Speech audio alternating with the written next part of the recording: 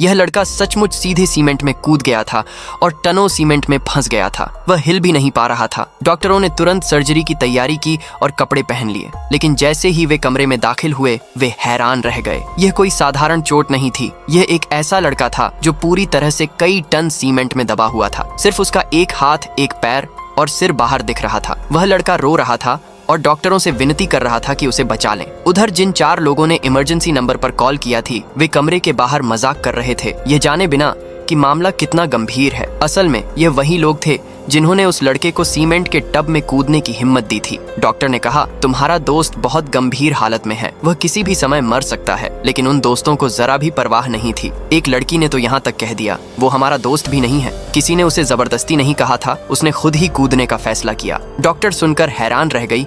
ऐसे मरीज को देखकर छोटे बालों वाले डॉक्टर को भी समझ नहीं आया कि शुरुआत कहाँ से करें। एक डॉक्टर ने सुझाव दिया कि उसे तुरंत बाहर निकालने के लिए विस्फोट का इस्तेमाल किया जाए, लेकिन खतरा बहुत बड़ा था। लड़का सेकंडों में मर सकता था। इसीलिए छोटे बालों वाले डॉक्टर ने पहले उसे शांत करने की कोशिश की। बातों से पता चला कि वह लड़का सिर्फ 19 साल का था। डॉक्टर ने वादा किया कि वह उसे बचाने की पूरी कोशिश करेगा, लेकिन फिर उसे बुरी खबर दी। सीमेंट धीरे धीरे उसके शरीर की नमी सोख रहा था। जो नमी बची थी उसे बचाने के लिए डॉक्टर ने कहा, रोना बंद करो। लड़के ने रोना बंद किया और खुद को शांत किया। बाकी डॉक्टरों ने भी ऐसा मामला पहले कभी नहीं देखा था। वे आपस में जल्दी जल्दी चर्चा करने लगे। एक डॉक्टर बोला, सीमेंट सिकुड़ रहा है, अगर अभी कुछ नहीं किया गया तो उसके हाथ पैर खराब हो सकते हैं। दूसरा बोला, अगर उसके हाथ चले भी गए तो भी वह बच सकता है, लेकिन अगर उसका लिवर खराब हुआ तो वह नहीं बचेगा। सीमेंट में मौजूद अल्कलाइन उसकी त्वचा को जला देगा। वह धीरे धीरे दर्दनाक मौत मर सकता है। अगर हमने थोड़ा भी सीमेंट तोड़ा तो उसके शरीर में जहर फैल जाएगा और दिल तक पहुंच जाएगा। नतीजे बहुत भयानक होंगे। आखिर में मुख्य डॉक्टर यह सब सुनकर चिल्ला उठा, बस करो। लड़के के सीमेंट में कूदने के बाद से 4 घंटे बीत चुके थे। समय बहुत कम था। अब तुरंत कुछ करना ही होगा।